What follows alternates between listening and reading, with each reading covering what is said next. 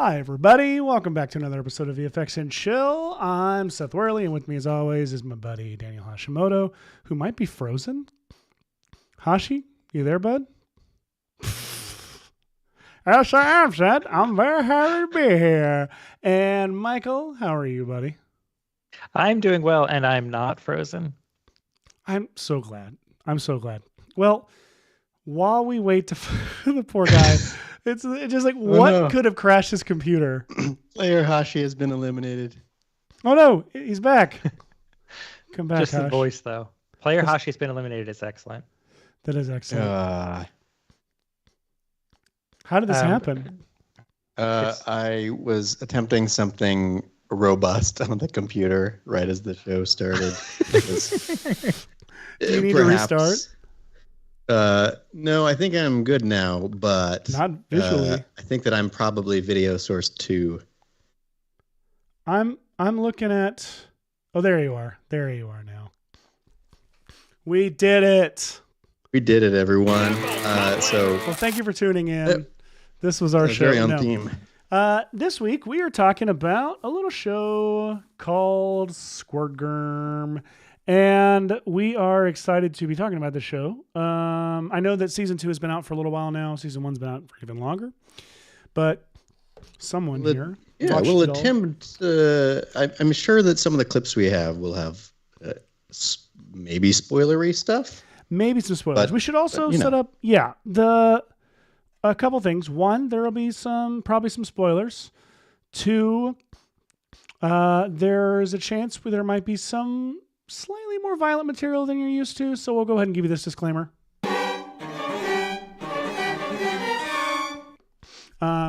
B for violence.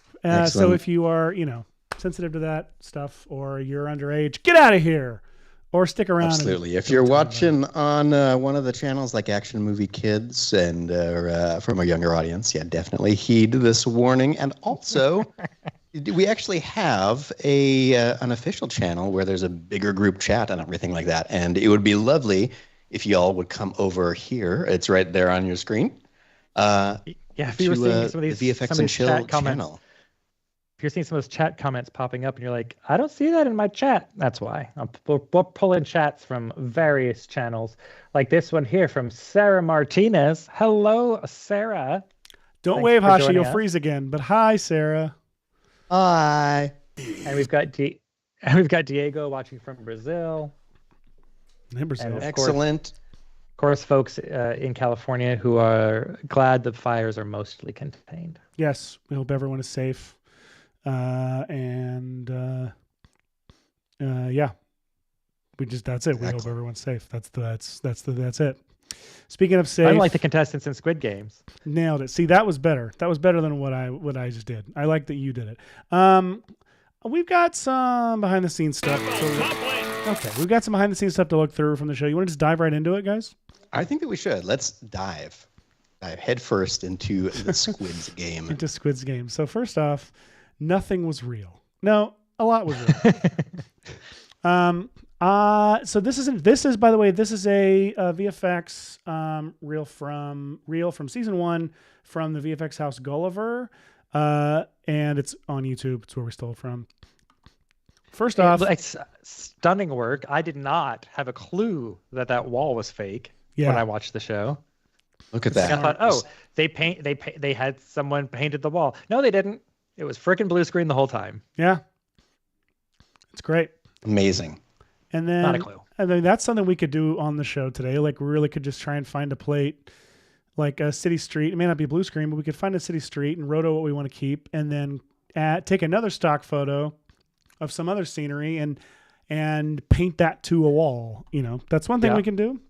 It's one thing. We could even take a still of a frame from a moving camera, but you project it as if it were the wall. Oh yeah. So it's like a backdrop. And look at that. This is such an effect we can do on the show. Like, we just find ourselves a drone shot, great. And recreate that stuff. It's just some classic 2D compositing, slight 3D compositing. We could do that in After Effects. Absolutely. Yeah, for sure. Birds for scale. Birds for scale. Birds for And scale. that's why, yeah. We could also, add clouds and island stuff. This was interesting. I had a feeling this might be 3D, but it's fun to see it confirmed. I was thinking that specifically. I was rewatching a couple of bits of season 1 earlier, and I was like, I think that's simulated. But look at that. I just think you save so much time on the day by not having to refill and empty this giant piggy bank on the ceiling. It's a really good point. Yes. And you can, and when you're going back for reshoots, you don't have to worry about how much money is supposed to be in there for this scene or anything like that. You can just have it correct. You just have it. Obviously, a lot of set extension stuff. This is fun. That's all 3D. Look, it's all 3D. I mean, and look at the efficient the geometry UV on this. That's really cool. I mean, I know that it's very, simplistic, like the result, very Monument Valley Escher-esque. Yeah. But like the materials are doing a lot of the work there, if that's really the bones of it. There's some violins. Look at those guys just hanging on. Just hanging around. Hanging on to stuff. We're so funny. Oh, look at that. Yeah. So wait, what's the base so they gave him plate? a little bit of source light at the feet. Yeah, like that. So that's the base plate. Which is kind to the roto artists. I'm sure you could see more in RAW, but it's a dark shot. It's a dark series. Whoa. That I have a feeling is I doubt those are 3D. I think that's just this looks like a sectional, like a classic shoot crowds in sections. Everyone move. Yeah. Yeah. Classic Forrest Gump reflection pool situation. It's such a good way to make a crowd where you don't have enough people to make a crowd. Interesting. They replaced the grate. Oh, I know why. They replaced the grate because the rat has to fall on it. You say that every Sunday. I say that every Sunday. I meant Friday, but Sunday works too. I didn't know if that was like it's a church going phrase for some reason. It is now. Big set extensions here, obviously. Lots of fun set extensions of them walking across these large bridges that are supposed to be suspended or up in the air. Helicopters. Like pretty much every helicopter in every those guys' show. Antlers not there and then there, or can I just not see them at first? No, they're there. They're there. Okay. Yeah, that's some. It looked like they appeared with one of the swipes right there. Oh yeah, it's just the flare behind. Give the man some antlers. Oh, here we go. Okay, this has one of my favorite. And I have a little bit of a rant about this, but it's a good rant, whatever that would be. But I love the slow-mo. Yes, this glass exploding stuff. And the slow motion shot here that this is shot as a part of. Yes. Okay, it's cut off here, but I have it here. I love this shot because it is. We were talking about this before, Hashi. What was the word you used? I don't remember. It's very not excessive, indulgent. But indulgent. Yeah. So okay. Yeah. There are some shows and movies that like every shot is this cool and this over the top and this stylized, and you kind of get numb to it. I love the Spielberg way of shooting a movie, which is like you have a full deck of cards, right? So you've got all your your twos through your nines, then you've got your tens and your jacks and your queens, and then some kings and aces in there, right? And you got the full deck so you can really appreciate these like big, indulgent, cool shots when they come along. And this one just kind of floored me. I loved that they were like, you know what? We're just going to do something friggin' awesome here at the end of this episode. Yeah, it was so good. And what's kind of wild about the way that they're selective about that is they'll often show the first one in real time, and you don't. The premise of the show is obviously that these Squid Games are dangerous, and the first time you see the consequence of them, they are always kind of in real time and shocking. Yeah. Because you're experiencing them along with them, and then you kind of think, "Oh man, that would be a crazy way to go." And then a few, after the tension has been ramped up and everything like that, is when you get a shot like this. You really say, where you're like, yeah. "Oh, what would it look like if you were?" And then they give it to you. And so little details that I loved is that you get these individual cuts. Like you get to see, like each person gets one cut to the face. And I was curious if they're adding like if the scar is if they already have the wound, makeup on them. I would imagine they would shoot. My assumption was that the makeup would be on their skin when they shot it, and then just paint it out at the beginning of the shot, and then have it reveal as the glass comes. It's a very good way to do wounds in general. Is painting them out. Well, on and guess appearance what? Instead of painting them in. We've got our answer. What? Look at that. So I've got this footage here that shows they've got their scars on them already in the makeup here. And so look at that. Hitting them with rubber glass. Let me see how close that camera. Oh. Yeah. Yeah. That's dangerous, but just by itself. Oh, look at that. Having to move because that's a robot. And That's look at all not that stopping debris. for you. They're really I think that the live action debris really helps how much you'd be squinting and just reacting to how horrible that would be. And now that's probably, I mean, I can't imagine this not being rubber glass, but if you've ever worked with like rubber glass like this, it's really fun and surprising how it's like, it looks like shards of glass, and then it turns out it's this little like gelatin like bits. But even then you still don't want it in your eye. I love the extra second of hold that they do. Yeah. Like where you would that you would do after getting hit by debris, where you kind of keep your eyes closed and you're just waiting for a second for the is it over moisture please? To return to them. Yeah, 100%. Michael Halleck says this should be called Squint Game, as they're squinting from all the Squid Game? Oh man, I'll allow it. I so better here's be careful. what's interesting. We've got practical glass explosions here, but if I remember correctly from this behind the scenes bit, there's a little quote that I love. Oh, this that is comes great. on screen.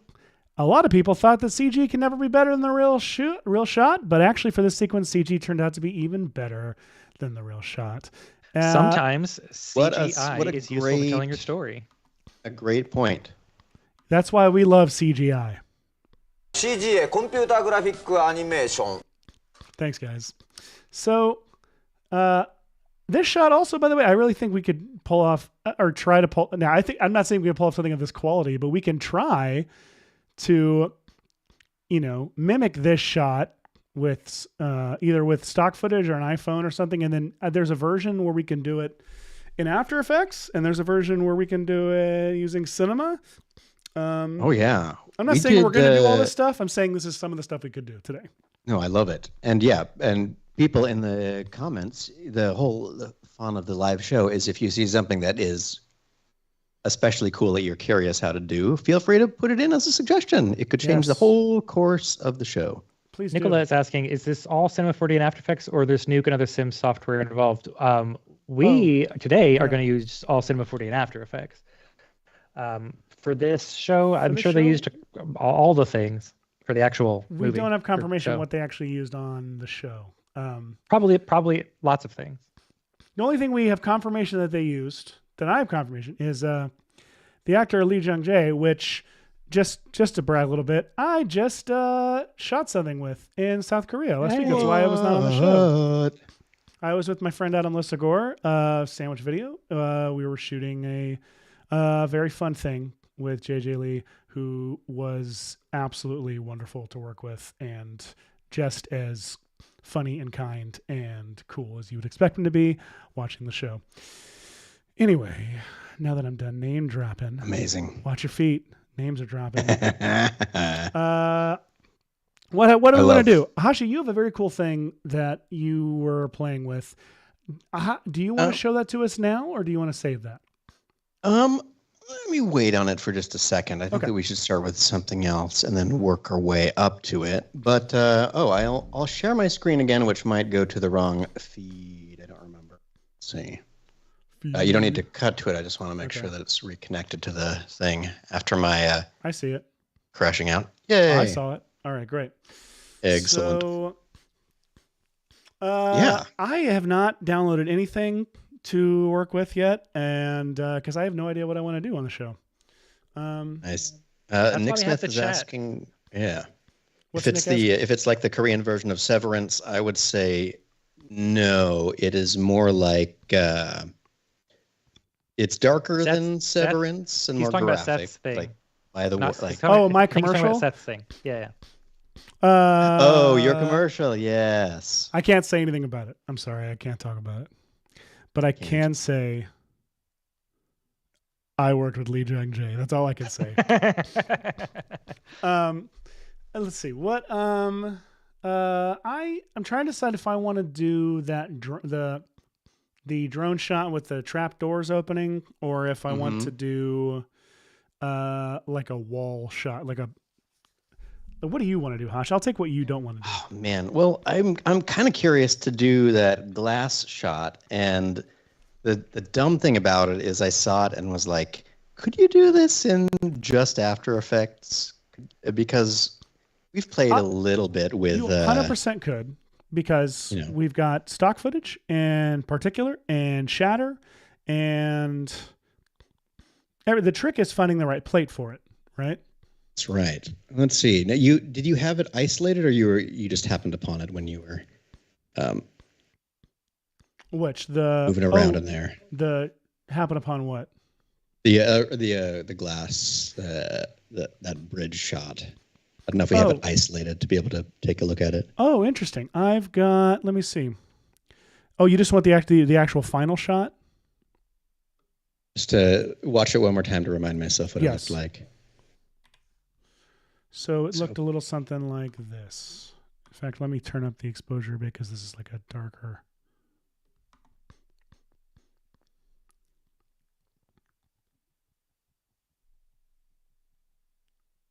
Wow. Do we have the bridge exploding bit? That's actually more what I was thinking of than the close-up parts. We do. I've got. Sorry, no, that was right at like the end of. So I've got that version. Okay, so there's the plate, and then what this. does it look like? That's filming of a monitor, like that shot is. Yeah. But for reference, that's what it looks like right there. Okay, you could like do this with dirt blasts, honestly, and then like. I feel like you could with literally the plug-in shatter and some bokeh that we talked about the other week. You could do a really convincing version of that. And I would say even honestly, just add some dust or dirt hits in the background, glass in the background as well, just to give a little bit of organic matter and do some of the motion work for you. Absolutely. But we're both on art list right now, I think. Yeah, I think so. I represent athletes. These are my stories. And that's a joke that everyone will get. Everyone loves loves HBO's Arliss.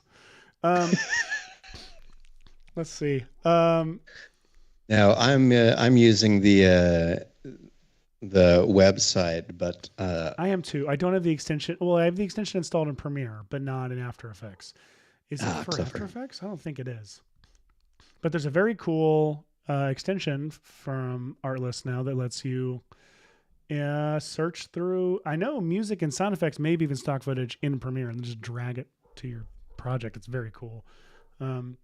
Great idea. So what am I even looking for? Just like slow motion people? Kinda. I was looking for. What's really great is this is almost helpful. There's that little people drop down right up there, and you can specify the number. You can say the number of people you want, the genders, the races, all that kind of stuff. No whites. No, I'm just kidding. Tried downloading. Found like an arena spotlights kind of image or piece of footage. It looks a little bit like it could work for this. I might need to do some more set extension to get the downward angle though. And I'll save this into I mean, looking at this shot, folder. Hashi, you could do this part that you've got there with Lux. That's a good point. Some of the stuff I'm just like, what? How does this? and- What even is this? I love the Art. people who got fancy on our list, you know? Oh, there's a fun one of a horse just with no saddle or anything, just charge you down a European city street that I used for a Tip Tuesday one once. I made rainbow sparkles coming off of the back of this white horse as it charged down a street. It's quite fun. But again, I don't know why someone would want that for stock footage. Yeah. There's like like a person sitting in the middle of the street with like neon lights everywhere. And they're on a laptop. Like, who decided that was a useful stock shot? Yeah, the whole point of stock is, I thought, that it would be widely usable. Exactly. I'm gonna do like these shots all look very usable. Yeah, I'm gonna try the trapdoor thing. Excellent. Bottom left, that soccer stadium, whatever that is. Oh yeah. Perfect. All place that. for there to be an opening. Let's do HD. This is just a live stream after all. Sure is. All right. What I like to do is download way too many options and. My favorite thing. I mean, I know this show's not sponsored by Artlist, but what I love about, unlike most other stock sites, you can get the log version of footage on here. Yeah. So I'm able to show off features in Colorista and Magic Bullet Looks on proper log footage, and like of different kinds of cameras. So I've from Sony's and Reds and all these other Canons. You mean like footage like this, or like of this? Like this is classic log footage.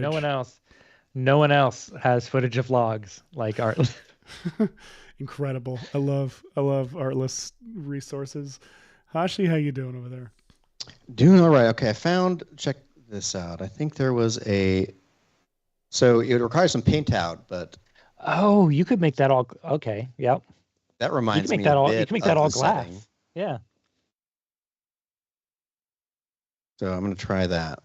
All right. Well, I'm going to close down Artlist for a moment and then pop open the old After Effects.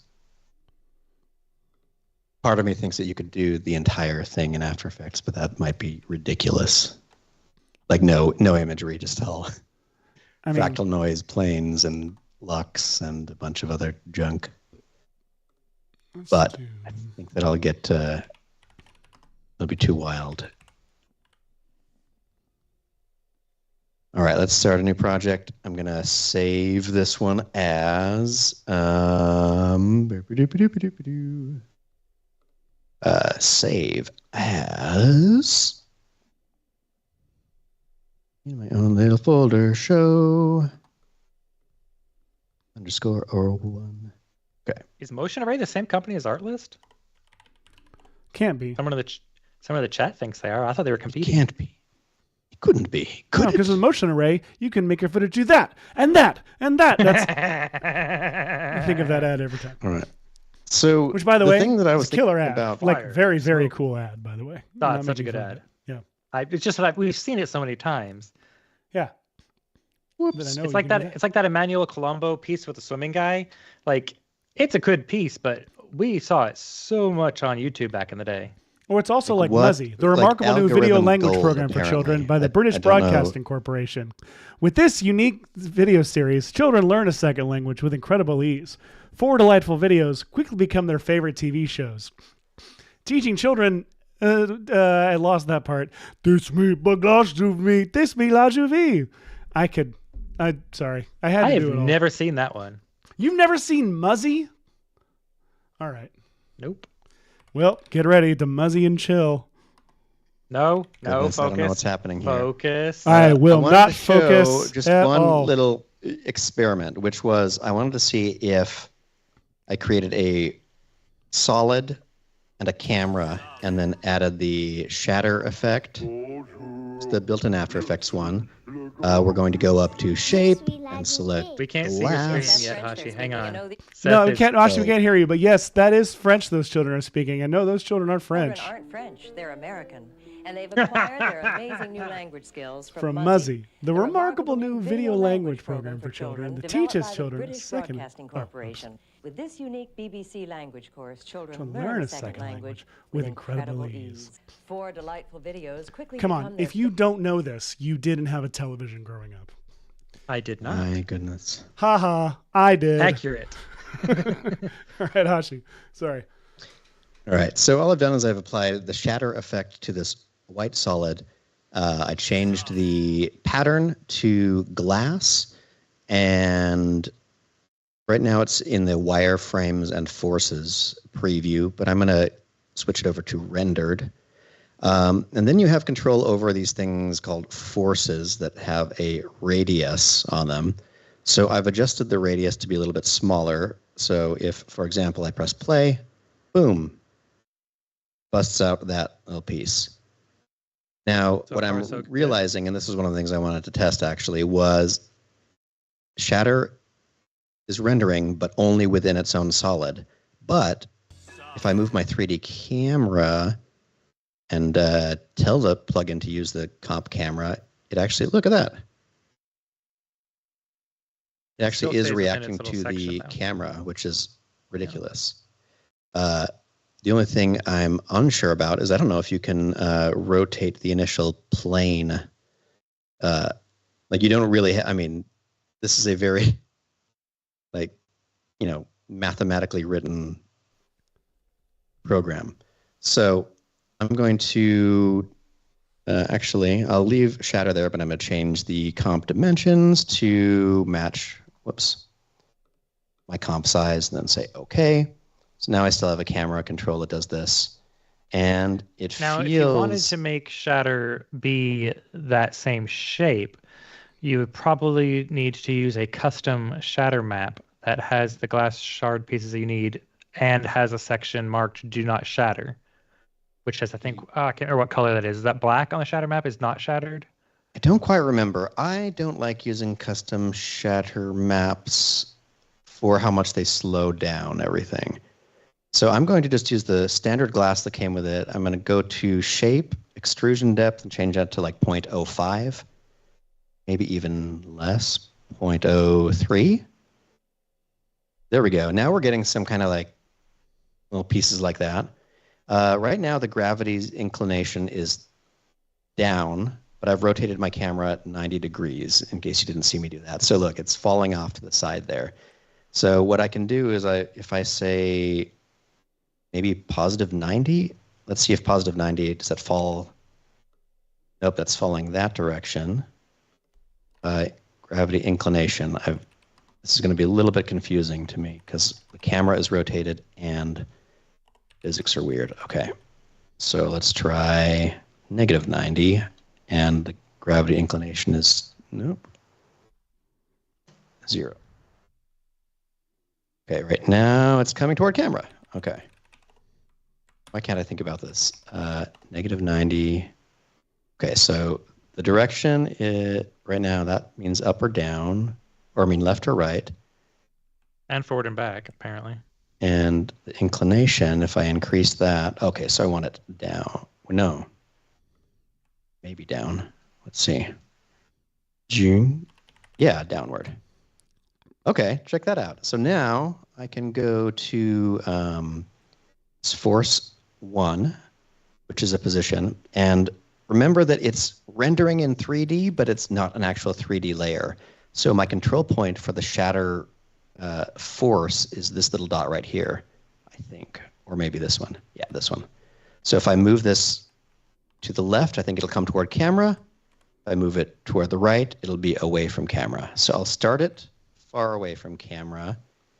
I'll go to my camera's settings here. I mean, actually, I could just reveal its zoom properties right here and say camera options. Let's make this a little bit more, you know, dramatic focal length here, something like that. And then we'll add a keyframe here to the force's position and have it be far back there. And then over the course of this, I'm going to turn the gravity down to like 1, and then I'm going to have this force move all the way over to here by the end. All right, let's see what that looks like. I mean, it's not unlike the shot. Okay, wait. What is happening? It's going too far. Let's see, what if I have it go, is 90 directly away from camera? Inclination is up or toward me. That's weird. 0? Should it be? This is so confusing with a rotated camera. Hey, there we go. Whoops. They're falling away from camera now. They don't want to fall toward me, but this is not bad. And I can increase the radius, so I'm blowing up more of the bridge. Let's try that. Oh, no, that didn't help.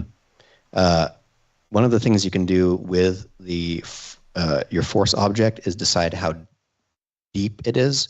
Right now it's too close to the surface, so it's spraying everything off to the side, but I'm going to turn the depth up so it's more like in the show where the explosion factor is saying, boom, up from the ground.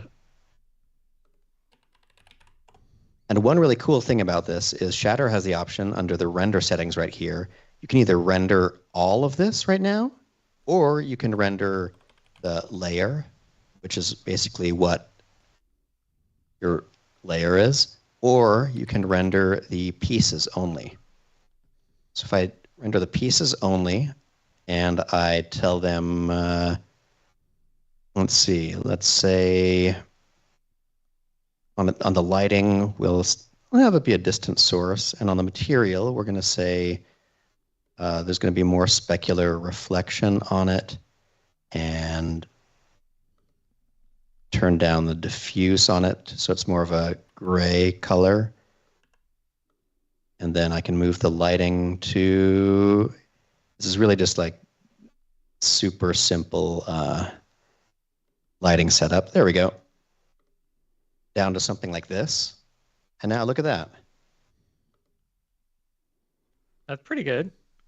And then, of course, what I would add on top of this is some optical glow that I would warm up. I feel like it was, isn't it in a goldish looking realm when it happened? The lighting was kind of warm, yeah. And you turn up the highlights only, so it's just getting those glints like that. And over here on my repetitions, if I turn up the number of repetitions of the shape, I get smaller glass debris. So here we go. Okay, it's a little much. The optical glow might be a little strong. But 3 layers, actually not even 3 layers, 2 layers, a camera and a solid. And thank you. Turn the amount on the optical glow down and the size up. So we're getting more of a, spread out glow, and I'll turn the highlights only down so I'm getting a little bit more glint throughout. There we go. Look at that. Wow. It's pretty cool. I think that's pretty decent. That looks freaking great. Pretty good. Yeah. All right. Meanwhile, real quick, just want to show that I'm basically done. Just have to add a floor underneath. And some birds for scale. Oh, birds for scale. I got to get them. You're right. I forgot. Almost forgot. Birds for scale. Luckily, we've got birds in both Production Crate and Action VFX to choose from. At a certain point, I'll walk through how I did this. It's very easy, but back to you. Let's see, what if I put under the strength option here, math, like a sine equation? I'm just curious. Would that make it so there were, down and then up and then down and then up? I forgot that sine, of course, goes negative. What I'm trying to do is figure out if there's an easy way to make it just to shoot. Yeah, I mean, I guess keyframe the strength up and down once, and then loop out, continue.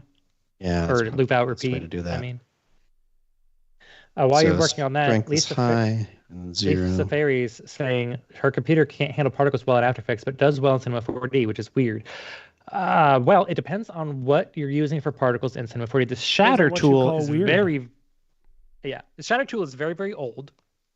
So if you're using this shatter to make your particles, then that's not surprising. It's not written with any sort of modern ideas in mind for how to do it. And if you're using, like, say, Particle Playground in After Effects, that can be pretty slow as well. Now, Trapcode Particular is what I tend to use when I'm doing particle stuff in After Effects. In fact, I've got 2 tutorials I'm working on right now that are using it. And it tends to do a lot better, especially for complex effects. And it's gotten some recent performance improvements, but it's all still CPU bound, where for the most part.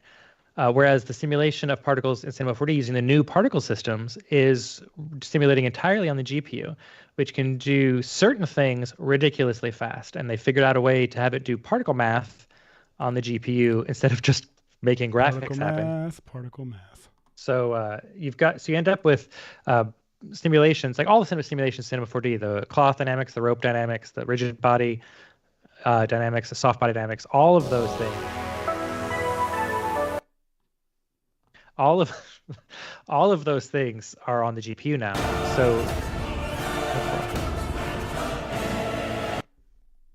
So those things tend to be a lot faster. Well, the difference between doing this type of particles in Cinema 4D versus After Effects, will one be more preferred than the other? It depends on what you're doing. That goes back to what I said earlier. What software did they use on Squid Games? And the answer is probably all of them. You just use what works for the shot. Like if you're doing what Hashi's doing now, you just need glass pieces shooting up for a shot. Just do it in After Effects. It's way faster. But it's not a full simulation, as Brian's asking in the chat. Could you get this interact with objects in the scene? No. This is not a full simulation. It's just pushing these forces around, just pushing these pieces with forces. It's all determinative, I think is the right term. It's not a full simulation. It's just kind of doing mathy things without interaction. You would want to use Cinema 4D or some other 3D tool if you wanted to have the glass pieces bounce. Now, I will say you could in After Effects use Tropical Particular and make a glass piece spinning and use that to make particles, and that could bounce off of 4 different layers, 3 different bounce layers plus a floor layer in After Effects to have it appear to interact with things. So you could put a bounce layer like where a person is, for example, have a glass pieces bounce off their face, somewhat believably, especially when you add in some motion blur and stuff. You could actually get some believable debris bouncing off someone in After Effects, but you would need to use something like Trap Code Particular. What's kind of cool about Particular is that if you were to jump into its designer, for example, I'm in a tangent now, but you've got this interactive emitter preview right here, which is kind of nice. Let me close the other stuff I have running in the background. I'll get to it later, but check this out. So primary system can be these particles, but then you can go over to the particle type. And instead of a sphere, I can say, let's use a sprite. Which sprite? I'll click on choose sprite, and then I'll just type in the handy dandy search function, glass, and look, got glass shards.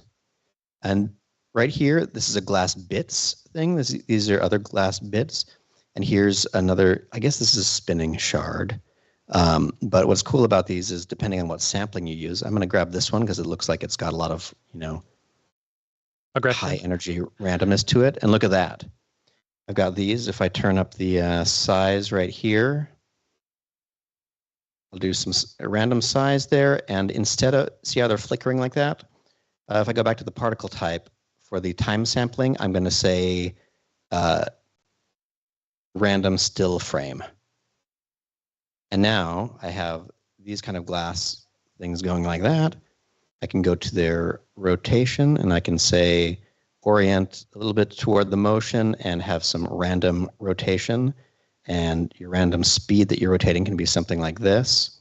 I'm going to maybe choose a different sprite, actually. Choose sprite. Just quickly search again. It's nice that it puts the most recents right there. But got this glass bit sequence right here. I used it a little bit in the, whatchamacallit, Mortal Kombat thing to simulate ice. But yeah, here you go. Look at these. We've got that. And what's crazy about this, and it's a little bit hard to tell for sure, but I can rotate around this. Can people tell I'm rotating? Maybe I'll move in closer to it so you can see. Here we go. I was a little bit closer, and now you can see that I can rotate around this. Or I can even pause somewhere like this. And you sprite, so it'll look great. Plus, you can add some, lighting to them, some depth cues and shadowlets, and some simulations of things like at, or actually maybe in the environment, we could just turn up the gravity. Usually somewhere around 900 pixels per second is sort of for the standard scale of comp gravity speed. Look at that. So you want them to be having a force up when they first get shot, and the gravity will take over and pull them down. And then you can add a bounce layer in there and all kinds of stuff. Exactly. Let's see, like if I turned was that just the random seed I was affecting? This already looks cool. Whoops. This fountain of glass. There you go. There glass we go. fountain. You'd probably want to put it on explode instead of, continuous, but you get the idea, chat. You do get the idea. And so viewers in Chad. general. explode. Boom. Look at that. Oh, hey, Hashi, Jamie. turn on bounce physics. Oh, hey, yeah, Jamie's here. Hello, Jamie. Hi, Jamie. Jamie? I'm glad that Jamie is watching because Jamie actually challenged me to do a thing that I will pull up now. Seth, you can make it take bounce over first. for a Make it bounce second. first. Take over for a second? Okay. Wait, bounce first or what? Bounce first. And just go to physics. Physics. Go left. Wait, Fit left. One more. Simulation. Yeah. Boom. And Okay, then so there's take no enable ground plane floor. right now. What should I do? Yeah. Can I click enable ground plane? Yep. Oop. Oh, Me but your try. camera's funky. Your camera's funky in the scene. Camera's But- Back up Okay. a little bit. Oh, there it is. There it is. Yes. Put up. Bling, Boom. bling, bling. There you go. Glass shards Look of at all bounce. that. This is great for if you want some of those John Wick effects where someone's like getting their head bashed against some glass and they want the glass piece to fall out, but you don't want your actors to actually get concussed and sliced. I love my... Exactly. No, I don't at all. That's not true. So it's perfect. I might as well apply these so I have this to run in the background. But yeah, it's so cool. Now I've Control got it right S, here on save my your comp. project. Look at that. All right, while you save your project and move to the other thing, I'll walk through this real quick. Right after I cough my lungs out. Done. Too many birds for scale, but it's good enough for show. So I'll start just from scratch. Why don't I just go all the way down to the plate? So, well, that didn't do what I wanted to do. So Well done. Some nice. here's my plate. And I am going to, I've actually already camera tracked it with the 3D camera tracker, and it gave me this, and I'm just gonna make a solid, create solid in camera right here. So now I've got a solid right there in the middle, and this camera's moving up, and I'm gonna rescale. I'm gonna see if I can bypass that dumb drop. I don't have a bypass for the solid drop, so it's just gonna keep happening. Sorry, everyone. Pilots have been moved to an automated system, and sometimes I can't control them. So I'm going to rescale this this guy here. I'm not going to say it because it'll trigger the drop. Let's say that's going to be the size of our door. Real quick, I'm going to go over here to this panel, the 3D plane stamp tool, which is a killer script panel that Hashi made and I use all the time. With this solid selected, I'm going to go over here and click the 3D plane stamp button. And what it's going to do is it's going to project and map that frame and image onto that solid. And so now... I'm so pleased. I didn't even think of that when we were talking about this effect. Oh, yeah. And so there it is right there. So Yes. what's fun now, real quick, I'm going to set myself up for success. The original solid here, I'm going to name Matt, and I'm going to call it that from now on. And you know what? Just for the sake of it, I'm going to make sure, it's a black solid. So I'm going to, that's, I don't want a new one. Sorry. Layer solid I do want to point out settings. that the links for the Mortal Kombat Ice Blade tutorial and the 3D plane stamp tool are in the chat. Wonderful. Thank you. Excellent. So I'm going to now, I'm going to name this left door. I'm going to mask it right down the middle. Then I'm going to duplicate it, name the duplicate right door. And I'm going to go to mask. I'm going to switch that mask over to subtract. And now I'm Love it. going to create a null object. I'm going to apply a slider control. I'll go ahead Look and at that, diving right into expressions. name this one control. And make sure that slider Just like control is Tom visible. York. Have control. I'm going to go to the position, and just because I know I'm doing very basic animation here, I'm going to go ahead and right click on position and say separate dimensions. And I'm going to do it on both layers. That sounds like a Doctor Strange power. Yeah, it does, separate dimensions. And then I'm going to alt click, and I'm going to say on the X position, I'm going to say value plus, and then I'm going to pick whip it up to that slider right there.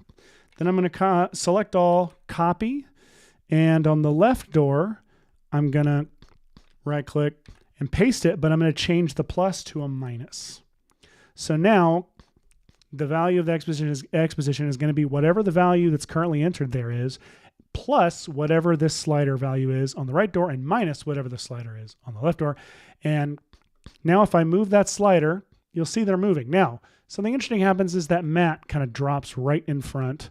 So one thing I'm going to do real quick, this is a little trick, a little cheat if you're working with 3D layers and it's like I could take this matte and I could push it back a little bit, but I don't want to push it back a little bit.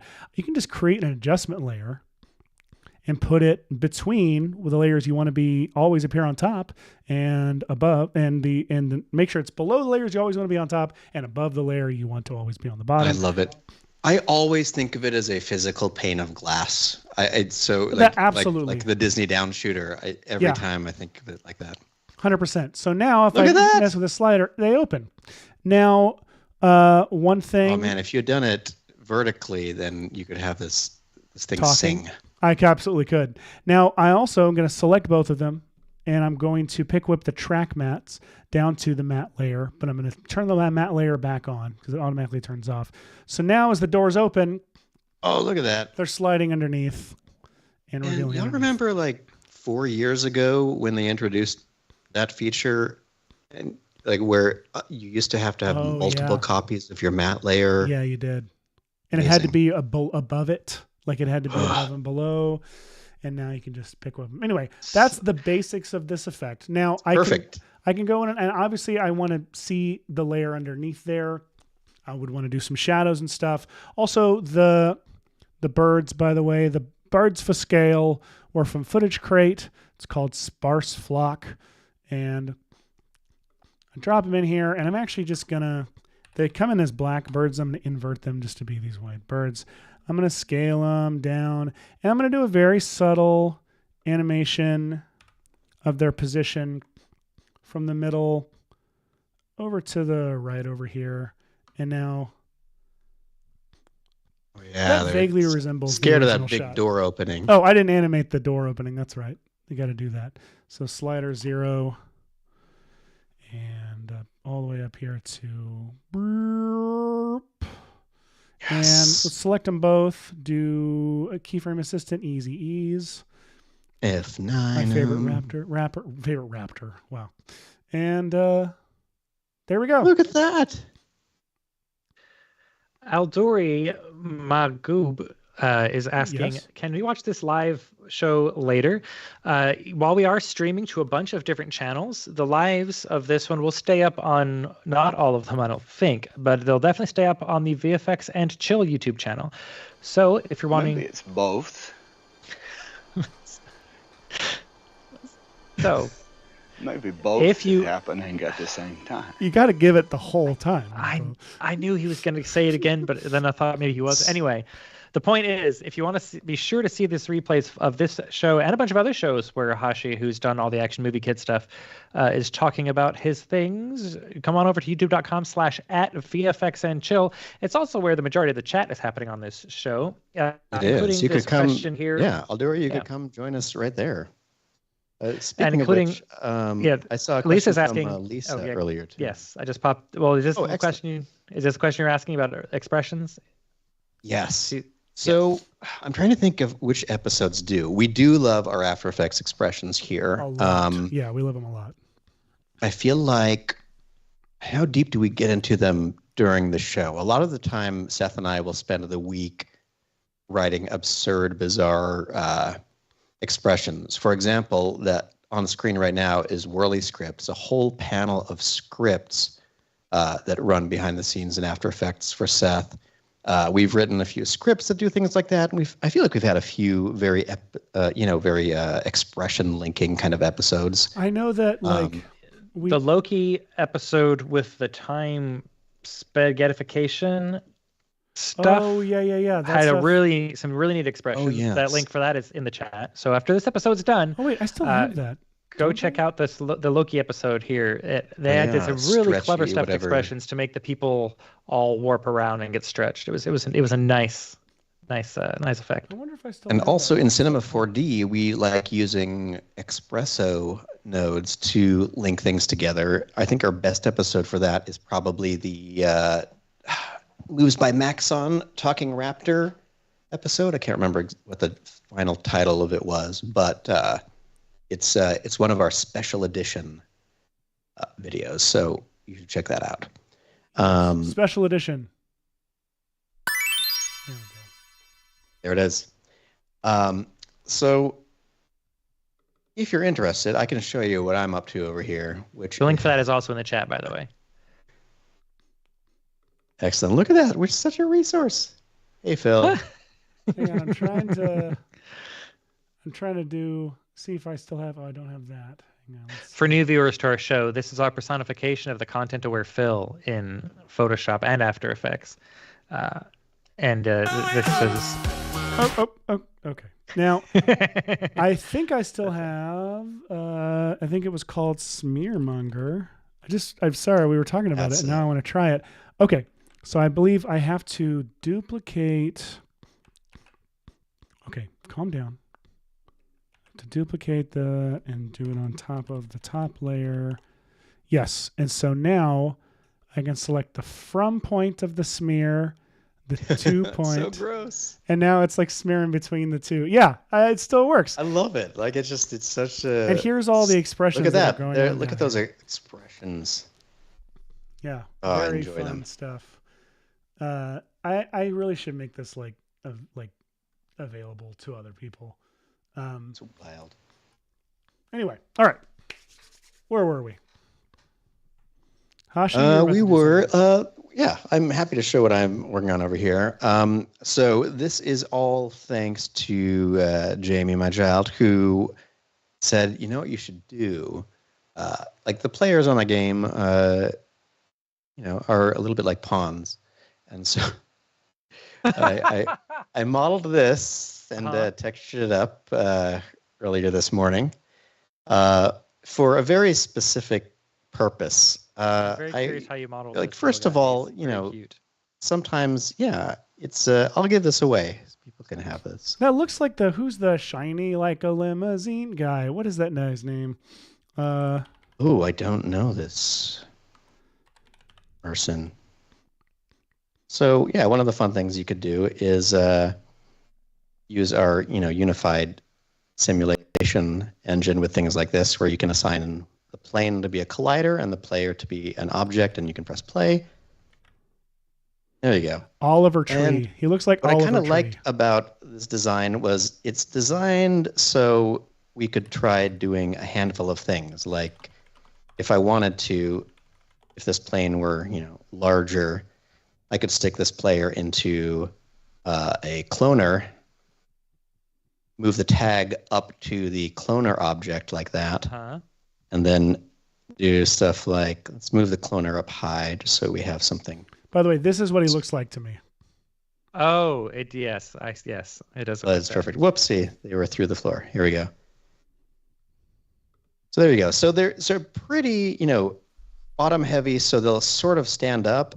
But what I thought would be kind of fun about this is if you had, and I'm saying what I thought, but this is what Jamie suggested, is we have this unified simulation engine in here. Why don't we just take some of our unified simulations and be able to simulate Squid Game here within the program? That's so good. I love it. So this is pretty great. So we can use these, and if they fall over, we can consider they have lost. But also, they could be a little bit nudged and still maybe survive. So using these little pawns as a start, I remembered that Maxon Cinema 4D has an exciting new particle system. Okay.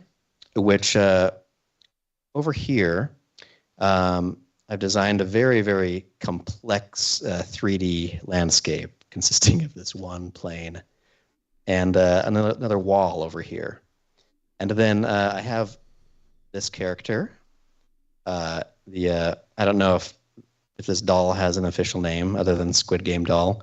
I should find out who modeled that for me. It's from Sketchfab. Was it? I usually keep it in the layer name, but I forgot to. 1 second. Young He.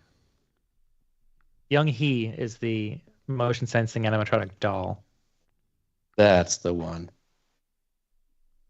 So I believe this is. Where are you? Okay, this model is by here we go. There are actually a bunch, but this one is by IG Gazi VFX or Gazi GFX. So here we go. Lovely, very simple. As you can see on Sketchfab, Squid Game doll has a bunch of free versions. So I have the doll placed in here, but I also have a matrix object in here that I've used to emit particles, specifically this 21 by 21, I think, grid, which brings us close to the number of players there are. I think there are 456, and I thought they had to arrange perfectly into a grid, but now looking back at the show, the grid is actually like a series of diamonds next to each other, like a stealth bomber from the top or something. As Jeff Bridges said in Tron. Exactly. 456. And I always think of Jeff Bridges' amazing interview moment where he says, oh man, once I got really sucked into a video game. Oh yeah, and that's right. No one in the interview got it. It's so great. Anyway. I always think of just the grid. I need to make a drop that's just him saying the grid in his like incredibly wet mouthed Jeff Bridges way. 456 is the original number of players. What is it? Oh yeah, 456. 456. That's what JJ's number is. 456 because he's the last number. So what's cool about this is since these are all being generated where particles are.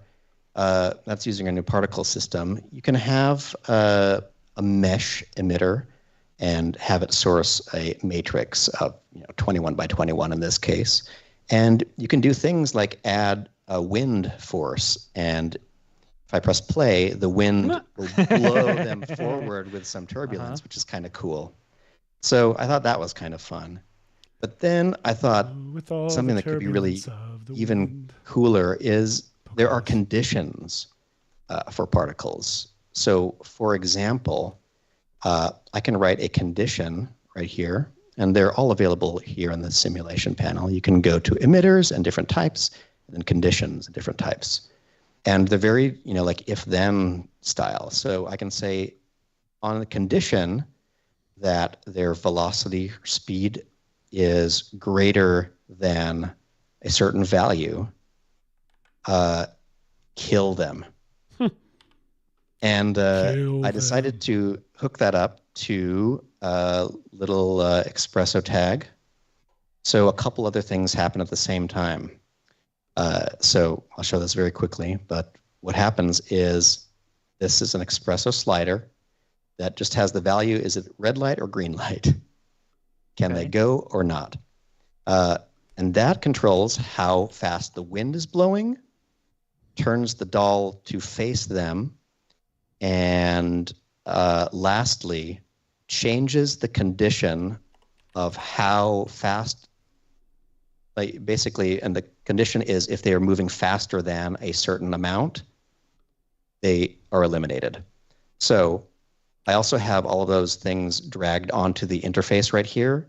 And in Cinema 4D, you can grab any value here in your attributes and click and drag it into your user interface, which is great. And then on the little drop down, you can say or you can right click and say show always. So I now always have access to whether it's red or green light, and how fast they're going to run for it, and what the maximum allowed speed is. So without further ado, I wish I had, I should have music. Is your cloner set to multi-instance mode, by the way? My cloner I can give you music. What kind of music you want? It is on multi-instance. Just making sure. What kind of music you want? Does it need to be what do they use in the thing? The 2001. There we go. All right. Check it out. And the slider goes to red light. Boom. Whoever was moving at that point gets eliminated.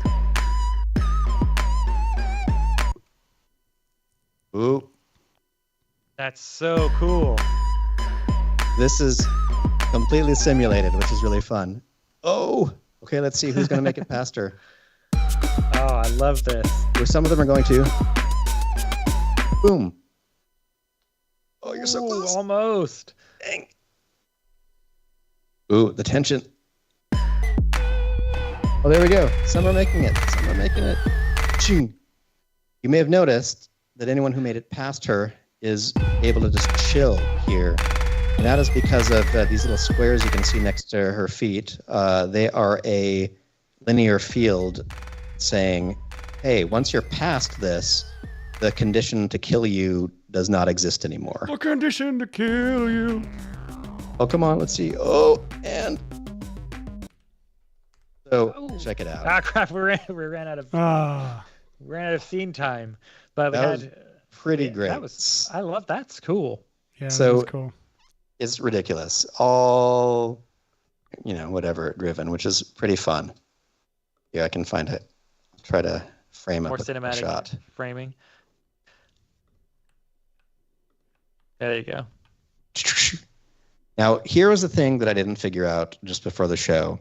One of the cool things that you can obviously do with a particle system is emit from when a particle dies. And obviously, this could become a lot more exciting looking if... look at her, the doll's little hair clip. That's all the squid shapes. Oh, yeah. But, boom. I know that there's got to be a way. Sorry, what's your question, Hashi? If there's a way to on the condition of the particles, basically when I want the condition to be when these particles die, I want them to be reproduced. But right now, the condition I'm using is based on velocity. So when I'm using the reproduce thing, it makes particles that are emitting quickly and it kills them right away. Or what's your if question? I don't, they keep regenerating because they're all under a speed limit, and so they start incrementally going. And I really just want them to pulse one time when the particle dies, emit for just a second, and then go away, which I know is possible, but it wasn't working when I set it up the way I thought it would, because my condition is a velocity and not time or something like that. No, you wouldn't want that, though. You would want your condition to be, you would just want to spawn on particle death. You'd have a separate group that would spawn on particle death of that group. That. So in which case it's you're going to need to put your condition stuff under the particle group so it won't affect everything in this scene, by the way. There we go. So that says those conditions and all that stuff will maybe only that affect the was particles all that are in I that did. group. So Maybe. if I have another emitter that is a reproduce emitter, and I point it to the first particle group, and it is, let's see, is its condition. It's on, a condition. Is this one of the conditions? Not age, but if it dies. There's a way to do it. I did it. Because you can do it based on its lifetime, but its lifetime is right now being affected dynamically by. Hang on, let me pull up Other Cinema 40. condition. I swear I did this on an episode once. All right. Anyway, Seth, feel free to let us know if you're doing something. I just know that. Yeah, I'm in the process of. I've got this shot that I with this guy being chased by a cop down these walls, and I am putting a nice meadow picture on the walls. Nice. Yeah, it's not really the same effect as the show, but I'm about to do my roto now on the guys, and then I'll probably call it for now. Another thing I could put on here. Well, I'll figure it out. Not a lot to report really on that one. What else did we want to do from the Squid Germs? Well, we wanted to do some, the blue screen replacement. We did some glass. We're working on this ridiculous simulation-based thing where to make it more like the game Lemmings, I kind of want it so when characters disappear, this little like pop of particles or something. Particle pop. One of the other versions of this that I had tested earlier was something like, let me see if I have it saved. So it wasn't that. Maybe it was this. Oh yeah, here we go. This is the very first test I did, which was just having an emitter shoot out these little spheres. So there's them all moving, and then this little machine gun starts randomly shooting at them, which is not very fair. So this was making me feel bad after a while. But it goes to show like how you can use the these are very small spheres, but I went to their object, or rather to their physics tag, and turned up the mass of them, which gives them a lot more of a punch, even though they are smaller objects, which is kind of cool. But back to this particle testing. I'm sure that with some more practice, I could figure out how to make sure that this was emitting particles whenever they disappeared. Anyway, what else were we going to try? I don't remember if there are any things that were asked. Let's see. Lisa was asking how long it took to figure out this specific use for nodes. I would say that over the last, what do you think, Seth, year and a half or something like that, we've been pretty dedicated to trying to learn more and more about Cinema 4D. Yeah, I agree with that. With the help of the entire Maxon training team. So, Darren Bagowitz, Noseman, Jonas Pils, Ellie Way, everyone on the training team has taught us more. Who am I missing? Everyone. Oh, Hashi. How many? You just instead of killing your particles, you just need to make them switch groups. Oh, switching groups, not unlike the characters in the Squid Game. Okay, so instead of my kill condition, let's go over there. So instead of kill, let's get rid of that and go to simulate condition. Modifier switch group. So that will be under this condition of their velocity. So it'll switch to group this, and this reproduce thing will be pointed at that particle group. It will kill the source.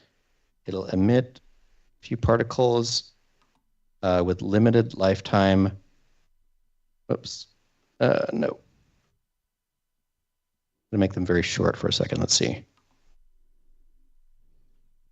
Okay. Switch group. Wait, did it emit?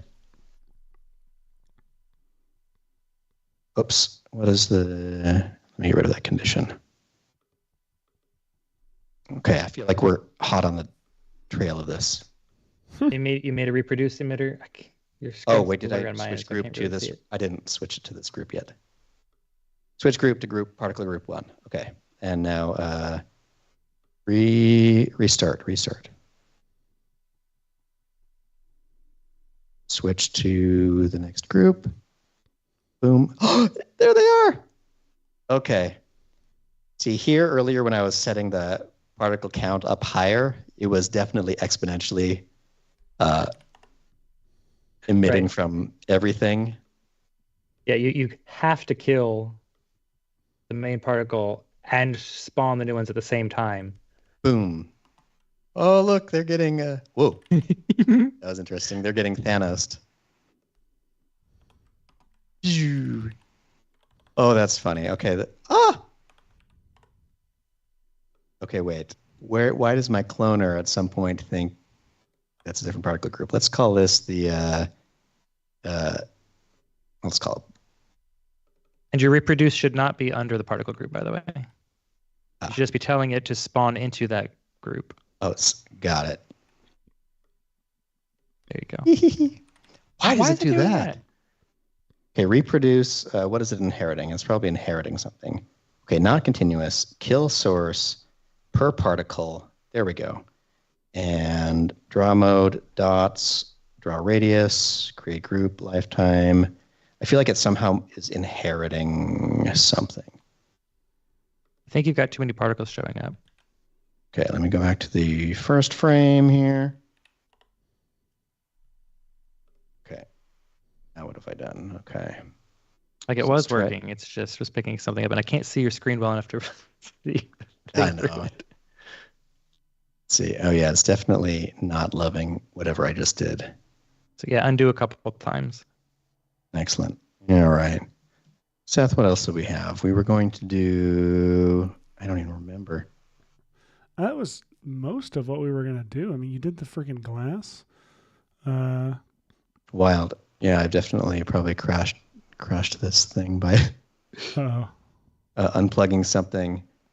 I've done some kind of recursive particles from particles situation, and because I have the weird condition of the velocity triggering more or fewer things, I'm definitely screwing up something.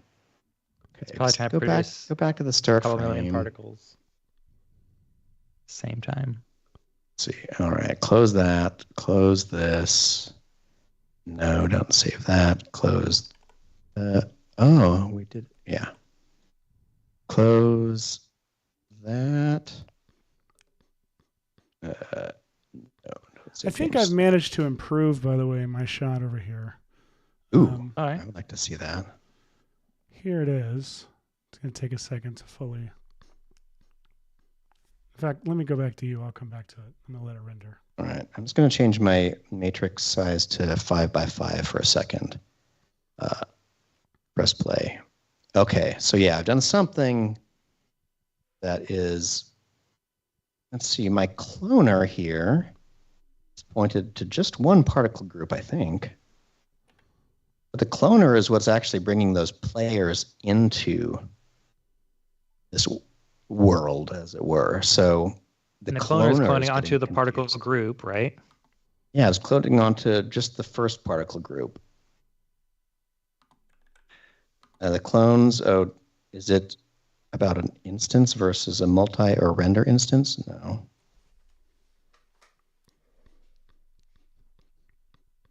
Okay, so if I turn off the quote blood group, it's still happening. Turn off the reproduce. Yeah.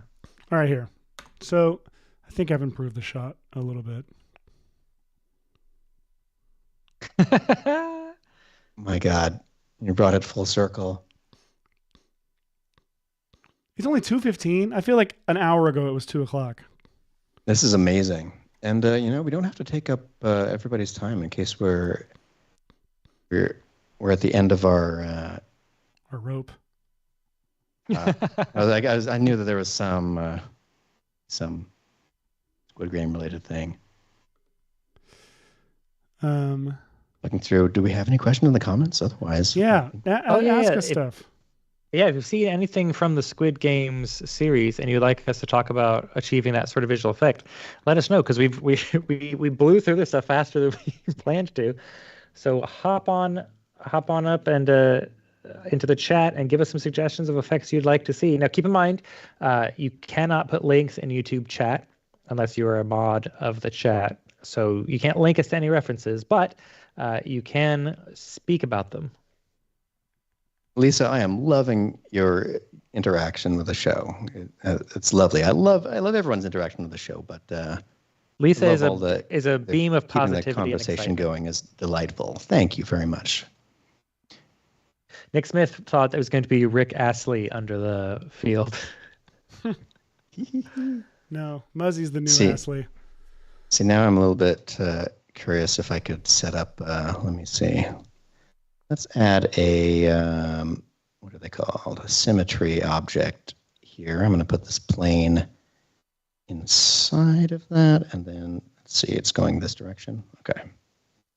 So let's adjust this plane to be like that long. I love your little Squid Game guy, by the way, Hashi. He's so cute. Kind of want him on my desk. Thank you. I love him too. He needs to be 3D printed and put on our desks. He's like a little squished. It's like a Funko Pops were cool. Kind of like that's what Just kidding. Funko Pops are cool. Yeah. Like Funko Pop / does anyone remember? I think they're called Weeble Wobble toys. Oh yeah. Yeah. Hashi, instead of having to carefully place it on the ground, you can use the place tool and it'll put it on the ground for you. Wait, what? The place tool? So I can just be like, oh, over here on this floor, over here on this floor. It'll just go onto the floor, yeah. Ridiculous. Much nicer. How could that exist? Okay, I'm going to eventually switch to actual... Playmobil. Thank you. That's what I was thinking of. Thank you so much. Oh, Playmobil. Some nice is on it. All right, count. Let's see. 10. Whoops. 10 in Z. And let's rotate that way. 90 degrees. So nice. Sorry, Lisa's so nice. She's always so nice in the chat. I know. But now I think she's talking about these fancy clips that jump at us, but I think she joined us after, like, I don't think she was around for some of the older times when we had CC ball action. Like, she's missed those fun times and the CC ball action. We haven't used that one in a while. No, we haven't. My goodness. I mean, there's a bunch we haven't even really used at all. Like, I mean, this whole season, no one's complained about the logo, not even once. Well, I'm not prepared for them to. Well, because you listened to the concerns and you've made a logo that is much calmer. You know what we don't talk about ever are quilt maps. So much so that it's drop true. Barely made it in. We've never mentioned it. Or remarkable. Or frizz, clump, or kink. But that was from the hair episode, which was I would still say for how old the Cinema 4D's hair system is, it still does a dang good job. No, wait a second. Hashi, there is a drop I expected to fall, but I guess you never set it to trigger it. Ooh, what's that? Well, don't you have like some surface stuff going on? A big part of the way that this thing worked, actually. Let me delete a few things. Obviously, yeah, for this game to work, these characters had to go, but whenever she turns around, they have to stop. And at first, they weren't stopping based on my expression. And I realized that was because I didn't have a friction object in here. Mr. Friction. Don't you ever forget about Mr. Friction, baby. It's a physics term. And we can live demonstrate. Like, look if, let's see, let's turn the matrix back up to 21. Spider-Man turned the matrix back That's what the to ratings 21. board said when they were... Yep. Done. And then we go to the friction settings. I turned the friction down. Watch this. Now, as soon as she turns around, look, oh, they're all slipping and sliding and dying. Oh, wow. Oh, but their souls are... Oh, and she's... Goodness gracious, that's fun. That's the soul vacuum over there on the bottom, on the floor. Yeah, so let's see. If the friction were like 35, I kind of think of the friction as their skill level. So one other thing that I thought about was tying the friction to to a linear field that goes across this. So basically, their friction coefficient would go up the further they got this direction to simulate how much better they were getting at the game. Does that make sense? Yeah. Ridiculous. It does. And you could also make it, give particles random amounts of friction and have that seed change each time the game plays. There's a lot of ways you can add so much detail into these simulations. They're so fun. Now, I'm going to put there was something you wanted to do. attractor. Hashi, did you ever get around to asking Michael how to do the thing you wanted to do before the show? I did. I'm sorry, I wasn't paying attention. No, that's all right. It was not. It wasn't working. Oh, well. Or it's going to get me into freezing everything. Freeze. Right now, I'm seeing what happens if I put an attractor in the middle here. So basically, they're both. Classic idiom. Lisa, are you asking about the Mr. Friction musical clip? Because that's a. Gosh dang it. So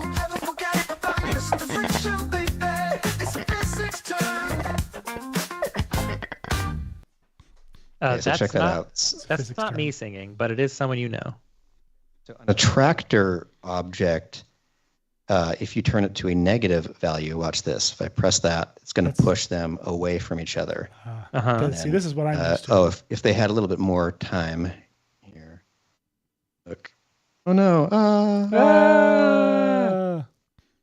So that's very fun. Oh, let's see. Oh, this isn't centered, this whole thing. Let's see. Let's bring the cloner and the plane to the center-ish again. I know I could use the numbers, but I don't want to. I like the little bit of randomness in here. So this is kind of fun, and obviously they're both pulling away from each other like that. But what's really fun is I could do something like this. Let's switch to the top view, grab the pen tool, and say, doot. Draw a line straight across all of them like that. And then that's added this long spline here. I'm going to grab this spline object, raise it up like that. Let's grab and then on this spline, I can say simulation tags rope. And now if I just play, watch this. Okay. Well, your spline doesn't have nearly enough spline subdivisions. There we go. It's going to be uniformly or subdivided. No, uniform. I want it to be consistent. So I'm going to say, there we go. More points. Okay, now if I press play, look at this. It's a rope. And not only that, I could go to this rope here, and I believe if I say simulation tags connector right here, I'm going to make the search radius, it doesn't even need to be very big, like that big. And I'm going to say, I'll turn it up to 3 centimeters, 5 centimeters, and then say create. And it's a little bit hard to see from here, but look at this. See these little yellow dots right there? Let me turn up the search radius, and then I'll say create again, and then you'll see more clearly. I'm enjoying these little strings right here are dots that are connecting all of these guys to this rope because they have, a rigid body tag, and the physics system, like I said, is unified. So if we grab this attractor, I'm going to turn up its strength even more to this negative degree. That means it's trying to push each of them away. And instead of a fall off, like a constant fall off, maybe the constant fall off is helpful. We'll see. We'll see. The reason is because I want to be able to introduce some kind of wiggle situation in here. Because if I press play, here's what will happen. Oh, wait, it didn't. Oh, it's because I'm in. Hang on, I would say, are they still in the symmetry object? Because they can't. They are still in the symmetry object. So I'm going to go to this, and I'm going to say current state to object. Will that keep my... I guess that makes everything... Let's see, do they keep my tags? No. So... I would say just duplicate it and... Yeah, good point. All right. Dude. You two are... Okay, you're in object mode. Great. There we go. Duplicate of them, and we get them out of that symmetry. Spin around. Come on. Okay, planes down here on the ground. Take this cloner, and say, nope, you're facing this direction. Holding shift will snap your rotation tool to 10 degrees or 5 degree increments. I forget which. Nice. All right, now... I'm leaving this Michael Pilot code up on the screen because I like it too much to take it off. He says this whole stream I've been daydreaming about a large ball rolling up these contestants and calling it calamari damacy. Oh no. That dude wasn't connected to the rope. Sorry. Oh, I'm so sorry. Okay. Spline. I think I just created that randomly. So there is a new spline primitive in the asset browser, by the way, if you would rather have a primitive spline. Look at that. Here we go. Let's grab this point and move it further back. And then let's see this one. This point is kind of at the back. There we go. Sorry. Okay, now everybody is create connectors, create connectors. And we'll go back to connect and we'll say create. There's also this update live option, which I don't know how wild that would go. But to make this rope more visible, I'm also going to now do something very simple, which is create a... actually, I don't even need to be a circle. I'm just going to create a little end side right there. End side is a very good radius, choice to make. Like, yes.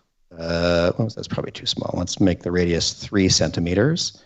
And then I'm going to create a sweep object. And I'm going to put the end side as the first object in the sweep, and the second object will be the spline.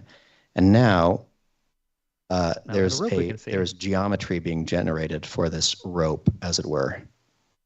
All right. I always say if you're going to sweep something and you want like a ropey type of shape, rope, a pipe, whatever, don't use a circle spline in it. Use an end side, like Hashi has just done. And the reason is this gives you a lot easier way to control how many segments your pipe has around it. You know it's going to have a polygon for every side of your profile spline, and then a polygon multiplied by every segment of your rope, basically.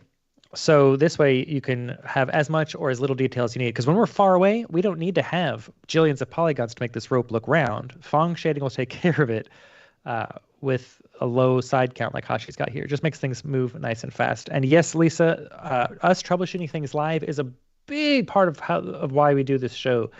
You can watch traditional tutorials and they show you how to get to a place. We show you how to figure out how to get to a place by watching us mess up. Okay, they're not willing enough to... All right, you know what? I'm going to go to the rope settings, to the splines settings, and under uniform, I gave it a whole bunch of divisions. I'm actually just going to give it like 16, and that'll actually make this rope feel more taut. There's one other option I have after this. Whoops! Oh, I didn't reconnect it. Well, okay, let's see. Let me fix what I just did. Let me change this back to like 36, and I'm going to go to the rope settings here, and I'm going to say stretchiness is 0, bendiness is like half. Target length is, I'm going to put it a little bit less than 100%, so it'll be more taut. And then I'll go to the connector object again and say create again, and let's press play and see what happens. Oh, here we go. Oh, some people are down already. Not doing enough. I need to put... Is the rope being affected by the attractor, Hashi? The answer is yes. You know what? Attractor. Let me go to its... Wait, not fields. Forces. Oh, wait. Oh, the rope tag. Forces exclude the attractor. That will probably help. Yes, here we go. And now let's give the don't know if we need to give more force to the Detractor? Yeah, go for it. All right, let's do it. This is going to get wild. Just add a 0. Yeah, good point. Boop. I'm adding in the right place. Yeah. Hey, make sure you save your project file, by the way. Now that we've got it good. Let's see. Oh, here we go. Oh, sorry. Ah! Oh, man. That's unfortunate. All right, let's see. Let's look at these guys, and let's look at the friction again. Mass collision friction. Let's turn up friction. And even though the failing of it is the fun part to watch, I should probably aim this to be a little bit wider. Oh, I see some hearts popping up in the chat window. Thank you for hearting. Don't while I'm mentioning your reactions, don't forget to like and subscribe on whatever channel you happen to be watching this on. We do. And then come over to the VFX and Chill YouTube channel and like and subscribe here as well. youtube.com/@VFXandChill. The more subscribers and likes we get, the happier the bosses are that we can keep doing this show. And Lisa says, you can see how you can get lost in the hierarchies, creating all the simulations with vectors, cloners, and such. Yes, that's why it's very important to label your things. It's very true. Especially in like particle groups. Like if you get like 3 or 4 groups in, you got to name them. Instead of just saying particle group 2, you say this one's, this is the particles that are falling. This is the particles that are connected. It just makes, it wouldn't be able to do a whole sentence like that, a word or two. I do the same thing in Trap Code Particular. Now that you can have 16 separate things happening all at once, different systems all in the same particle space, sometimes interacting with each other with flocking and predator-prey and all this other stuff with trails coming off of some and not off of others. And you have 16 different systems going. Really important to label those. I'll be talking about that in a tutorial I'm working on for making spray paint with Trap Code Particular, where I've got the core of the spray, the spatter, I've got the drips coming down, all that, and it's labeling it helps you keep straight. Watching these little weebles play tug of war is so much fun. This is wild. Now, if I replace the attractor with something like a wind force, I could do some more ridiculous stuff. So if I change this to wind to be this direction, let's see. The wind needs to be much stronger.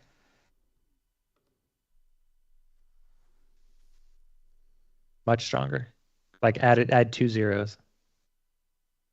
Or at least 1 0. I can't see what number you have typed in there, but 10,000. Whoa! There you go. Okay. Let's go back to the beginning. Yo! Look at that.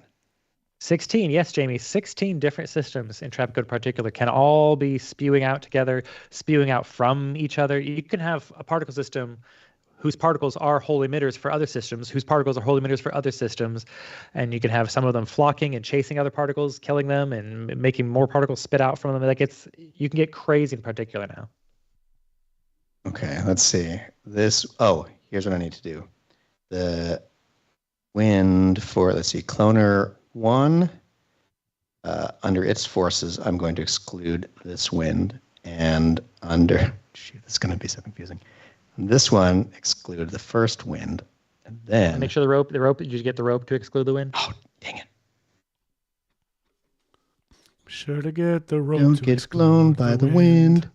Okay, and yes, okay. Here now we have a proper active force here. So if I went to this and gave one side a little bit of a boost, turbulence. Give them both turbulence.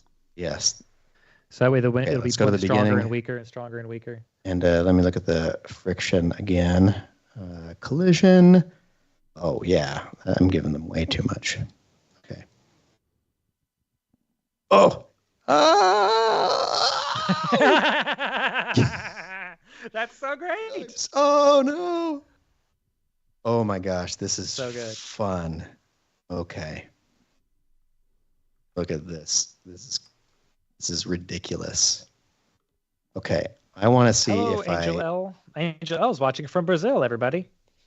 Welcome from Brazil. Person. I think we've had a couple. Someone else Brazil. from Brazil was here today earlier. At least 2 folks from Brazil have watched today. Okay, what if I distinctly make one team weaker? It works. That's crazy. Okay. Oh, you know what? I think your rope's a bit too. I think your rope needs a bit more wiggly in it. But don't forget to remake the connectors. Enough now. I was worried about it before, but now I'm not.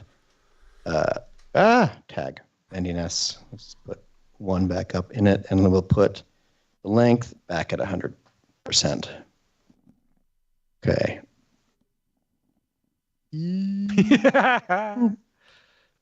This is wild. See how stiff the rope is, and like it can't even bend where it needs to bend. You need to have about as many segments in it as you do people. Yeah, let's go really back to the rope object. We'll go to not the spline. Uniform. Let's give it some more points there, and we'll say on our connector object, let's create these one more time. I'm going to give a few more points of attachment to them, and then we'll press play. Ooh! Too stretchy, but there it goes. Now it's bendy like it should be. So a way to combat the stretchiness, there's a number of ways to do it, but one is just to make the target length be smaller. Go back to 94. Oh my gosh. The wind is so strong. Oh, you know what we need is here, obviously they would have a little bit more runway because they need to be able to back up the full length of their group roughly. Right? And then on top of that, each of these things of wind, what they need is a linear field. Check out this linear field. I'm going to put one right here. So basically, if I go to the, let's see, which wind is that? Wind, I've got to label these. Wind left, and label this wind not left. Hey, Ivasenko is watching from Ukraine. Welcome. Oh my gosh, let us know where you're watching from. We love knowing how many we do love hearing corners of the globe. We do. Okay, let's see. Did I do that right? Linear field, so the wind falls off the further they get that way. Okay, and then I need another linear field over here, and I'll switch it to a negative X value, and then on this wind not left, I'll put that linear field in it, which is the linear field for not left. Wish there were a better term for that, but here we are. Oh. I'm sorry. It is insanely fun to be able to connect ropes and objects and physics and things. Okay, the linear field is maybe too long for both of these, so let's change the length. We've got Kostya also watching from Ukraine. Welcome. Nice. A couple Ukrainians in the house. Got John Birmingham watching from Ireland as per usual. Oh, you know what? I wonder what would happen if I went to these objects and increased their mass a little bit. The wind will affect them less, but they'll. Oh! Okay, now we're getting somewhere. Watching from Zimbabwe. All right, that was too much mass, but let's try 2.5. Whoa! Okay, we're getting some good physics here. And also a really good demonstration of what the linear field is doing. So the wind has this linear field applied to it, meaning that it is at 100% on this side of the field. Between this square and this square, the value drops from 100% down to 0, where nothing is being affected by the wind. So it's simulating the fall off for the wind, but in a really controlled way, because I specifically want it to be like they have a lot of gusto when they're, getting pulled close to the edge, obviously. Nice. But I don't want them to keep blowing straight off the end there. So let's go back to the ropes settings, and under its bendiness, I'm going to turn that back down to 1. And on the target length, I'm going to change the target length to 85 try to make the rope more taut. Let's see what happens. Oh, still stretching out a lot. Oh, but they've all fallen down. Yeah, I think that team's going to lose if the wind were still pulling. So I can't remember. I did also, I think, go to the wind objects, and I had made them. Did I make them unbalanced? No, they're balanced. They just have. Are the turbulence settings? Oh no, they're not. They're not.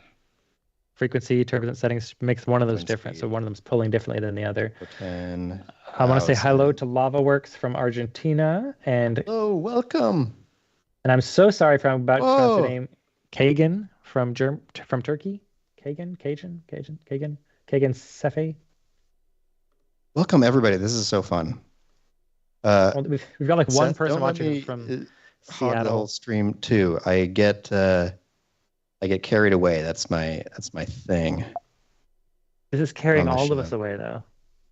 Okay. It Let's is. see. Are these linear field? It actually doesn't matter if they're fair. That's the whole point. Whoa! Oh no! Oh, now we're finally getting this action. This is the action I want, but in the center when one loses. Okay. So, what is our issue here? Maybe I'm going to reconsider how many segments are in the rope again. Because a number of segments give you better flexibility, but also more stretch. Oh, there we go. Okay. Oh, so much stretch. Okay. Target length, I'm going to turn you down. Yes. Okay. Maybe I just should have made the target length like 50% to begin with. Oh. You can really see the wind turbulence having an effect on those. Yoink. Oh, this is wild. Okay, let's see. Start this again. Oh. Too much. Okay, turbulence. Now, the whole thing about simulations is they're very much a patience game, and you do them over and over again until you start to get into the direction of what you like. So obviously, we're having, doing it live is always a little bit silly. But what I love about the unified physics system is that you can. This is ridiculous. Bit of a stalemate.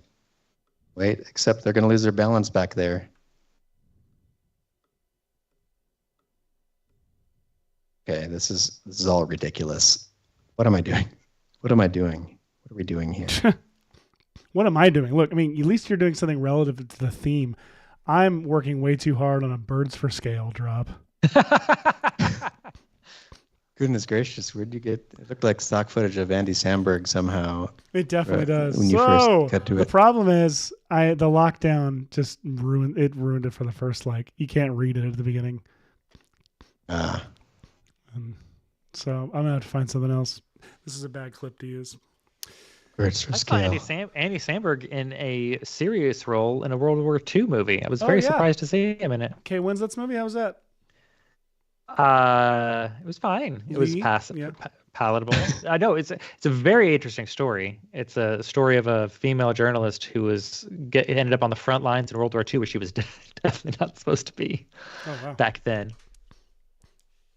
See, what if I going told on the the front rope it could, lines, as the Sinbad once said. Yoink. Yoink.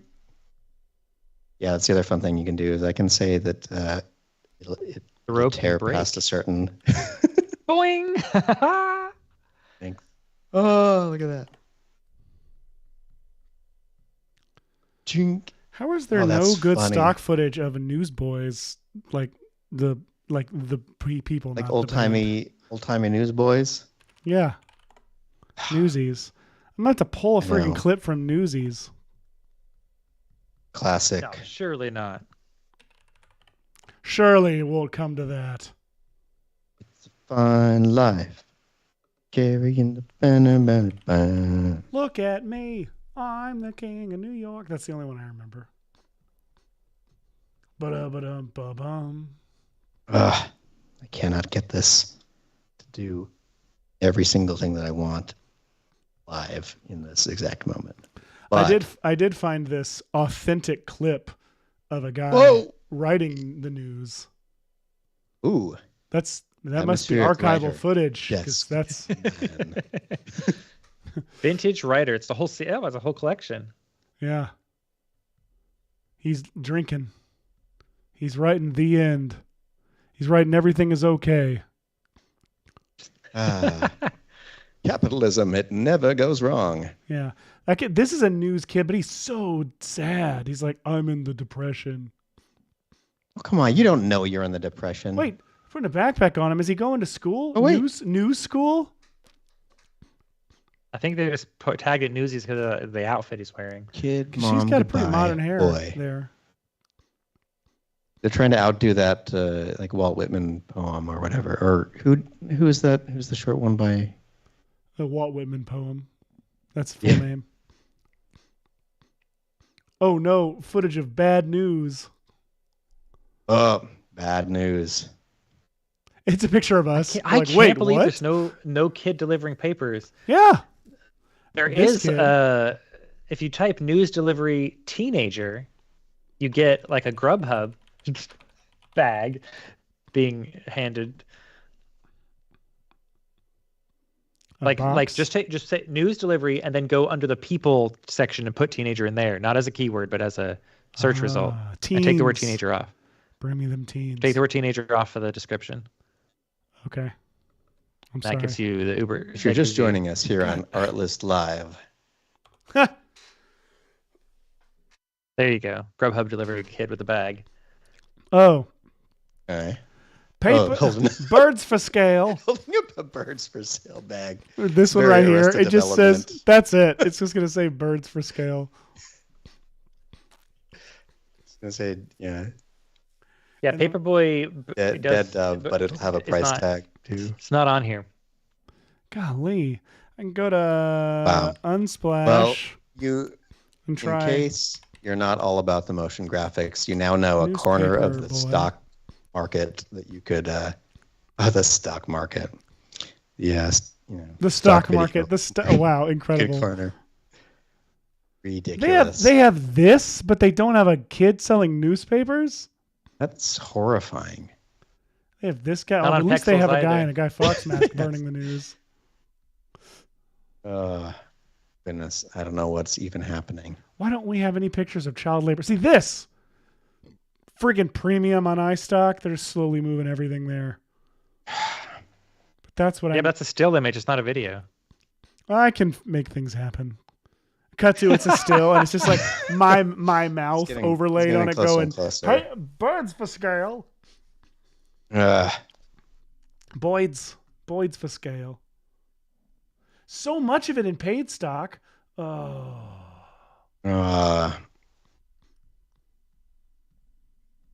what you're looking for, though. Yeah. I guess I'll pay for something for our birds for scale drop. Wait, that's going to blow our entire VFX and chill budget for the year. It has to say birds for scale because the whole joke is newspapers for sale. Oh, that was the joke? You don't know? I was not following along that it was newspapers for sale. Was anyone else following along that it was newspapers for sale? 5 more syllables than birds. Right, but it's for sale. That's the main part of it. Well, then put a for sale sign in a real estate Michael, agent. can I ask, what did you think that I was doing? What did you think the joke was? I had no idea. You just are so sweet that you wouldn't go along with anything. It's like, wow, I know it's that way when I sing stuff because I have terrible pitch and it just comes off like just noise and there's no way to know what melody I'm doing until I say it out loud. But I had no idea it was that way with my actual jokes. Well, that one, yeah. Because I wasn't thinking, I was thinking newspaper delivery boy bringing it to a house, chucking it at the house. I wasn't thinking like in the street going extra, read all about it. Right. Like how about like at a ball game, a hot dog vendor or something. Oh yeah, like that. hot dogs for sale. That's also one. Yeah. Oh, Street vendor hawking their wares. Bubbles for sale. Oh man, it's ridiculous. Ridiculous.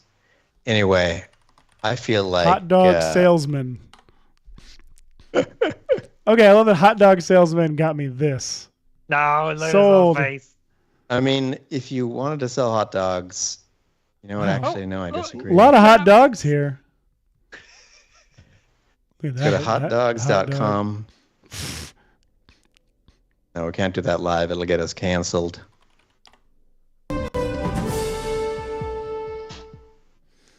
Let's see. There's just nothing of a guy selling hot dogs. Hotdogs.com is just a landing site. Nothing exciting there. Michael didn't even look it up. He just knows. There's jokes to be had that I shall not have. Well, too easy. Those jokes are too easy. It's just, it's same as wicked.com. Well, I'm going to say, don't go to that one. I think that this was a very fun exercise in looking at a show and running through a surprising amount of material for a short little oh yeah, for those who missed the beginning, we made glass explode. We did so much. That was wild. Yeah, the glass exploding was way too came together way too fast. That was ridiculous. But yeah, we always appreciate you joining, and everyone who joined in on the stream. It's very, very fun to get to react to comments, suggestions, and things like that, because it makes our show go in wacky directions, and that's the whole point of this, is showing how much you can adapt to any situation with software. But anyway, do we have any other announcements that we need to make before letting people enjoy their lovely weekends? We might need to make one more. Just give me 1 second. Yeah. If you use ZBrush Desktop, there was a little bug fix update that came out this week. I think it was this week, maybe last week, this week or last week. So make sure you update that to get your sculpt on. Bug fix. And of course, hop on and read through the new feature lists for all the new features that have come out recently in all your favorite tools. Oh, you know what? But no announcements other than that. I do have one announcement. I think we have one video that they wanted me to play. We'll play that real quick, and then we'll come back and we'll say our goodbyes. Cool? Perfect. All right.